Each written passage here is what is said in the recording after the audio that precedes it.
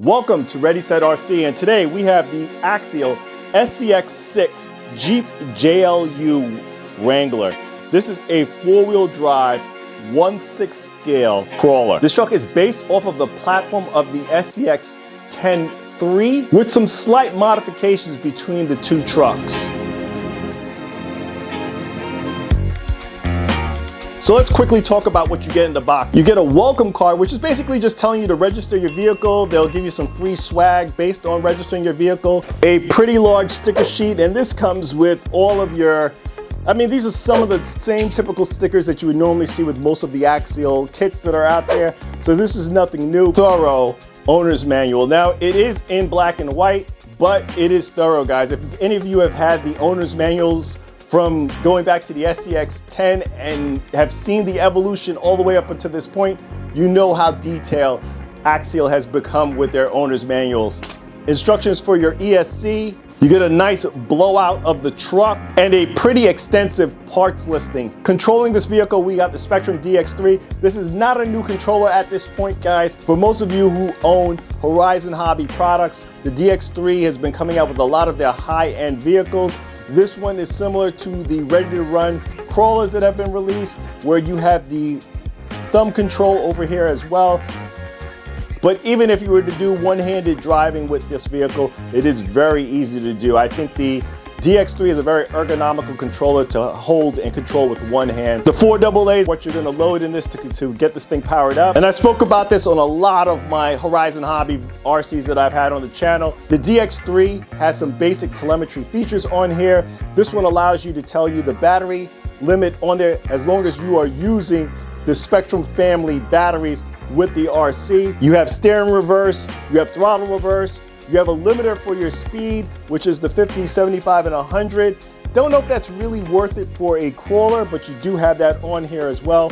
You have the power button over here on the rear. You have your AVC rate here. You have your brake rate, your steering trim, and your throttle trim all listed on these knobs up in the front.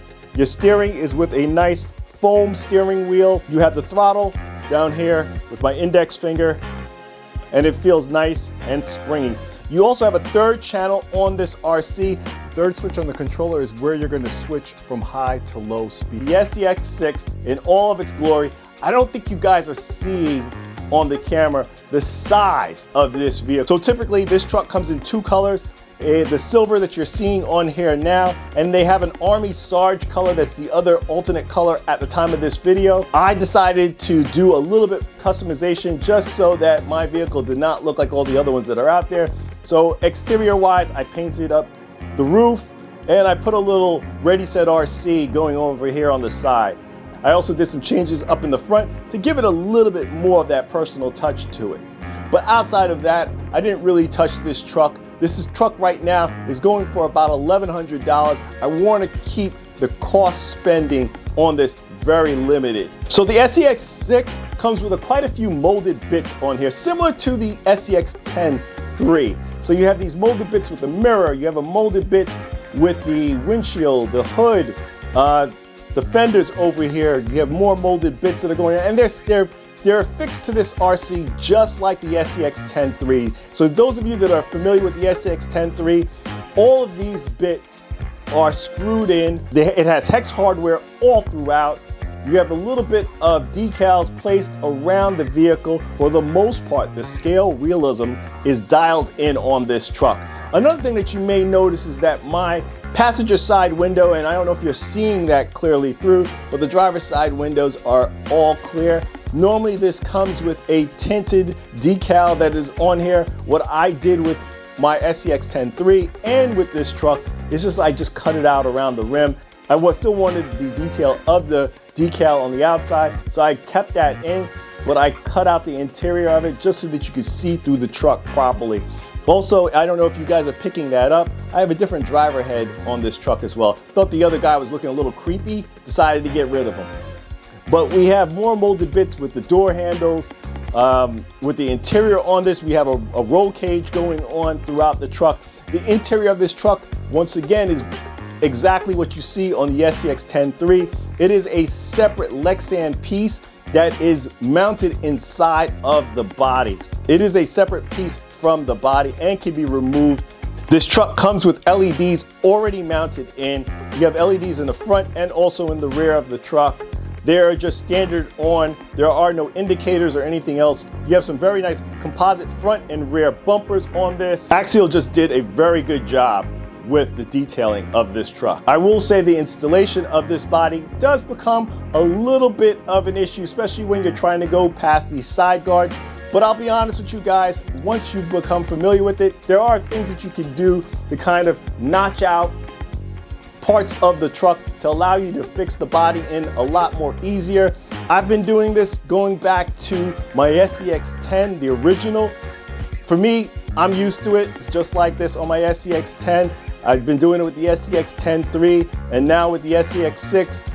So for me, it's a non-starter. It's nothing to complain about, but it is a concern for those of you that are new to the truck or to this line. It is a little bit of an annoyance trying to put them in, but once you get used to it or you make those adjustments, you should have no problems in putting this body back on. This truck comes with an all metal gear transmission and has a 2-speed transmission. Unlike the SCX10 and its first release, we have AR90 standard axles. What that means, guys, is that there are no portal axles. Those of you that are familiar with the SCX10 when that was first released, it was released with portal axles. We have a 3-link setup in the front with a 4-link setup for the suspension in the rear. What's moving on this massive beast is BF Goodrich KM3 tires, and those are wrapped around black lino composite beadlock wheels. For you guys that are new, the body's attached with 4 body pins. You have 2 in the rear and 2 more up in the front. They are underneath the truck. They are not fixed from the top or anything like that. This is an example of one of the body pins. You just pull them from their tabs in each location. Be careful when you take the body off because the lights are still attached. And with the SCX6, as I was explaining to you guys, it's very similar to the SCX10 To remove the body, you still need to pull a little bit on each side of the fender and lift up. That way it gives clearance to the inner fenders that are on this truck. A lot of guys, what they tend to do is shave back the inner fenders just a little bit so it clears the outer fenders just perfectly. If you're not familiar with the pulling of each side technique and you're just looking for something a little bit more smoother, definitely shave back your inner fenders and you'll get a more crisp mounting to the vehicle. Now I just want to give you guys a better view of what this truck looks like underneath. You have the LED mounting system over here, the radiator and everything else up in the front. All of the fenders and everything else, as I was stating before, it is all mounted underneath. You have the inner Lexan that I was mentioning for the interior, also a separate piece mounted underneath the truck. And then the rear, same deal, guys. You have the outer fenders are mounted from the inside with hexes as well. Rear is also same deal.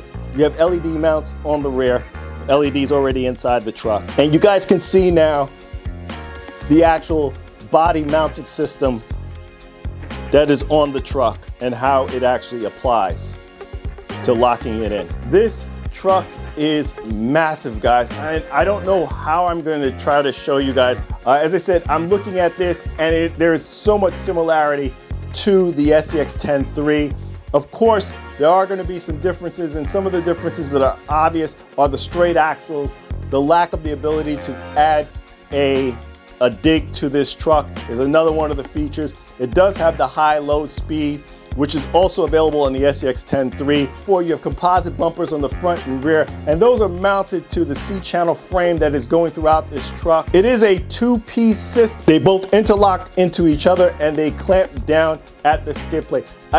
The reason for this design is if you ever needed to extend the truck, you have that capability. So I don't know what other plans or what other models are possibly in the mix, but it looks like we have the ability to extend this chassis even further if we would like. We have more scale realism on this truck with the faux engine up in the front, and similar to like the SCX6, we don't have the other half. Then we have nice inner fenders coming off in the front. We have a dual battery tray system, and that's more if you want to run a dual battery pack system in here. Yes, you'll need to get your own adapter to allow you to run that dual battery pack system in here, but that allows you to have longer run times as you're driving this truck out on the trails. As I stated, you can make some modifications to that rail system to allow you to fit the body in a lot easier. Coming off to the rear, we have a bracing system off in the rear and the inner fenders as well. You can mount your battery pack also in the rear. You just need to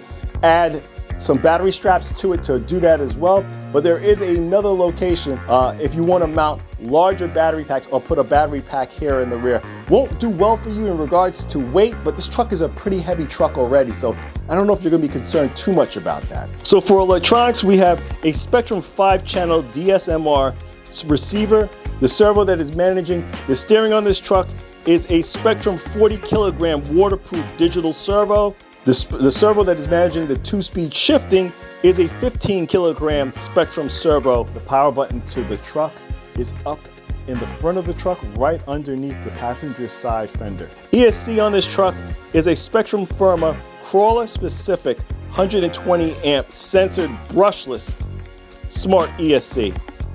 And for the motor, we have a Spectrum Firma 1200 kV censored brushless motor. You have composite AR90 axles in here. You have composite drive shafts in here. All of the links on this, the 3 front links, the 4 rear links, the steering links up in here are all metal. Transmission on this truck is locked. You have mod-on gears in this truck. We have a 14-tooth pinion with a 50-tooth spur gear. Shocks on this truck are oil-filled metal coil-over shocks, and they are adjusted by a shock collar. And the caps on this truck are composite. Let's go through the dimensions of the SCX6. The height is 14 inches or 370 millimeters. The overall length is 33 inches or 852 millimeters. The width is 15 inches or 378 millimeters. The wheelbase is 20 inches or 501 millimeters. And the overall weight of this truck is 25 pounds. So the SCX6 is going to completely change how you drive this truck. I took this out to my local trail that I like to run a lot of my 10th scale and even my 8th scale trail trucks. And it just commands over everything. It just rolls over everything. So, don't be afraid to take this to bigger obstacles, more challenging trails. You may even have troubles walking through it the way that this truck is able to command through some of these areas that I'm driving through. And what I tended to find is, the part that I would say needs a little bit more tweaking is those tires. Those tires are just not grippy enough, because I've driven my 10th scales and are able to kind of move and maneuver over some of these areas. And I noticed for a truck of this size, I wish the tires were just a little bit more grippy. Another thing that I would like to have seen at this price point, as much as I like the DX3, it would have been nice for them to throw in the DX5C in here. Just kind of spice it up for us. Especially if we're paying for $1,000 for a truck. It's nice to see if they throw in just a slightly better controller. A lot of the other companies that are making 8 scale, some of them are throwing in Noble Lights in there, and that's an amazing controller, and I wish they would have thrown in maybe a DX5C or even the Rugged in there, kind of to show at this price point that they're really trying to step it up. I thought the truck performed well. A lot of that low-end torque is there. The high speed is a great feature, because there was parts of the trail where I went out with my wife and we were just walking, and it was cool to just see the truck just take off and run.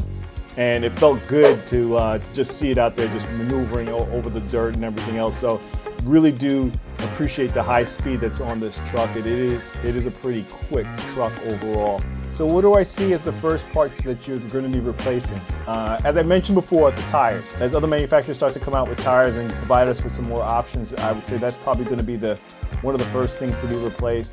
And then probably that servo. The servo is, for this size truck, probably a little inadequate. And one of the things that you may want to start moving more closer to that 5th scale servo option, since that is capable of being mounted in this truck. But overall, I just thought it was a pretty good truck, guys, and I'm glad to see another manufacturer taking that leap forward in making something different for us, something larger for us. I know for a while you had companies like Traction Hobby making the 8 scale trail trucks, and those are phenomenal to drive. But I'm glad to see someone even taking it to the next level and making a 6 scale trail truck at this point. But we're gonna leave it here. Please like, comment, and subscribe. Check us out on Instagram for our latest posts of the channel. Hit the bell, guys, because that's how you get the latest updates on the videos that we release here on YouTube. This is Ready Set RC, signing out. Thanks again, guys.